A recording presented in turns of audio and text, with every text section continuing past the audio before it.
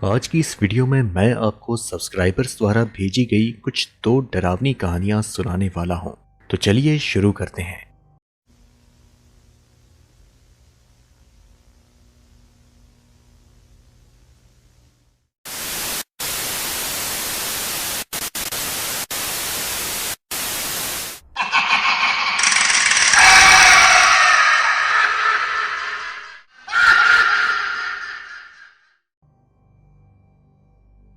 मैं हूँ ओम देशपांडे और ये कहानी 3 मई 2012 की है, जब समर वेकेशन चल रहे थे और सारे बच्चे अब अपने मामा के गांव घूमने जा रहे थे।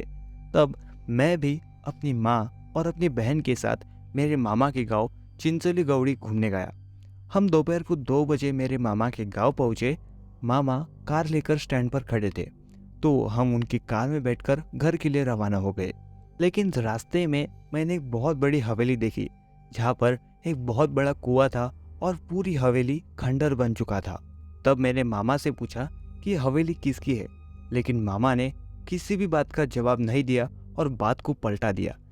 तब लेकिन मैंने उस पर उतना ध्यान नहीं दिया। फिर हम घर पहुंचे। घर पे देखा तो मेरी मौसी भी आ गई थी और मेरे भाई बहन भी आए थे।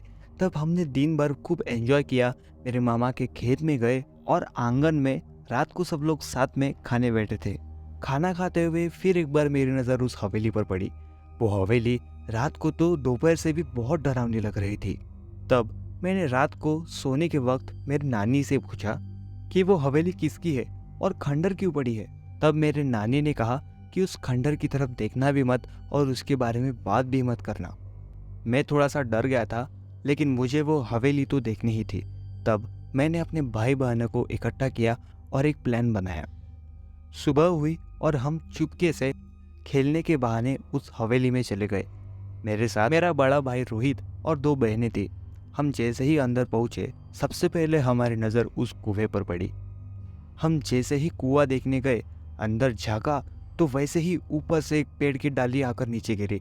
हम बहुत डर गए और वहां से भाग गए। तब रास्ते में हमें एक भिखारी मिला। उस भिखारी ने कहा कि तुम लोग अंदर गए थे ना। हमने उनसे पूछा कि ये हवेली किसकी है। उस भिखारी ने हमें पूरी कहानी बताई। कहते हैं कि उस हवेली में एक बहुत बड़ा ब्रिटिश अधिकारी रहा करता था और वो गांव वालों पर बहुत जुल्म करता था। गांव वाले उस अधिकारी से बहुत परेशान आ चुके थे, लेकिन कुछ कर भी नहीं सकते थे, क्योंकि उस अधिकारी के पास बहुत सारे लोग भी थे और बहुत सारा गोला बारूद भी था। तो उन्होंने एक तांत्रिक की मदद ली। उस तांत्रिक ने एक जिन्नात को जिंदा किया। वो जिन्नात पूरी तरह से तांत्रिक के काबू में था। उस जिन्नात को उस तांत्रिक ने उस घर में भेज दिया। जैसे ही वो जिन्नात हवेली में आया, उसने कहर मचाना शुरू कर दिया। उसने उस अधिकारी को इतना परेशान किया कि वो अधिकारी 3 दिन में ही उस हवेली को छोड़कर भाग गया।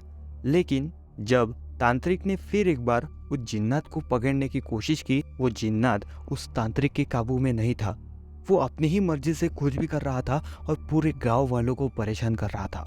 उस भिखारी ने कहा कि उसकी बेटी एक दिन ऐसे ही फिरते फिरते उस हवेली के अंदर चली गई और जैसे ही लोग उसे ढूंढने लगे तो उन्होंने देखा कि उस कुएं के ऊपर उस लड़की ने फांसी लगा ली थी। अब वो फांसी उस जिन्नात ने लगाई या फिर उस लड़की के साथ कुछ बुरा हुआ, वो आज तक पता नहीं चला है। लेकिन हम सब इस बात को सुनकर एकदम डर चुके थे और फटाक से हम लोग घर में लौट गए। ये सारी बात हमने अपनी नानी को बताई और नानी ने कहा कि ये सब बात सच है और अगली बार कभी भी उस हवेली में जाना तक नहीं। ये मंजर देखकर हम सब लोग एकदम डर चुके थे और आज भी जब मैं ये कहानी याद करता हूँ तो मेरे रोंगटे खड़े हो जाते हैं। सोनपुर नाम का एक बहुत बड़ा गांव हुआ करता था, जहाँ अधिकतम खेतीबाड़ी करने वाले किसान रहा करते थे। पास ही में एक जंगल में एक बहुत बड़ा पीपल का पेड़ था, जहाँ पर एक किसान ने फांसी लगाकर आत्महत्या कर दी थी। कहते हैं कि उस किसान की आत्मा आज भी उस जंगल में भटकती है और रात को गांव में प्रवेश करती है। रात होते ही भूत पूरे गांव के चक्कर काटने लगता है और लोगों को इतना परेशान करता है कि वो रात को ठीक से सो भी नहीं पाते। रात होते ही पूरे गांव में सन्नाटा फैल जाता है और रात को कोई भी घर से बाहर भी नहीं निकलता। कुछ लोग तो ये भी कहते हैं कि उस किसान ने जिस जमींदार से कर्ज लिया था वो चुका नहीं पाया और उसके बाद में उस जमींदार ने ही उस किसान की हत्या कर दी और उसको कुछ ऐसा पेश किया कि लोगों को वो आत्महत्या लगे।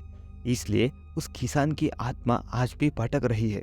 एक बार उस आत्मा से परेशान गांव के लोगों ने एक बहुत बड़े सिद्ध साधु को गांव में बुलाया और उनसे अपनी समस्या का सुझाव पूछा। गांव वाले उस साधु को उस पीपल के पेड़ के पास ले गए जहां उस आत्मा का वास था। साधु अपने जप और तप से उस आत्मा को काबू करने की बहुत कोशिश करता है, लेकिन वो हर बार असफल रहता है। बहुत सारी कोशिश करके थक हार कर साधु गांव वालों को एक सुझाव देता है कि आत्मा सिर्फ अंधेरे में ही बाहर निकलती है, वो उजाले में जलकर खाक हो जाएगी। तो उन्होंने अमावस की रात का इंतजार किया। जैसे ही अमावस की रात आई तो सारे गांव वालों ने मिलकर इंतजार किया। जैसे ही वो आत्मा उस पेड़ से निकलकर गांव में प्रवेश की, वैसे ही सारे लोग मशाल लेके भागे। उजाले से डर कर वो आत्मा पीपल के पेड़ की ओर भागने लगी और जैसे वो पीपल के पेड़ के पास आ गई, उजाले में साधु ने उसे पेड़ से बांध दिया और वैसे ही जला दिया। आज भी वो मंजर याद करता हूँ तो रोंगटे खड़े हो जाते हैं। दोस्तों, आपको ये कहानियाँ कैसी लगी हमें कमेंट में जरूर बताएं। अगर आपके पास भी कोई हॉरर स्टोरी है तो आप उसे हमारे साथ कमेंट सेक्शन में या फिर इंस्टाग्राम पर भेजकर हमारे साथ शेयर कर सकते हैं। हम मिलते हैं आपसे अगली वीडियो में, तब तक के लिए इजाजत दीजिए।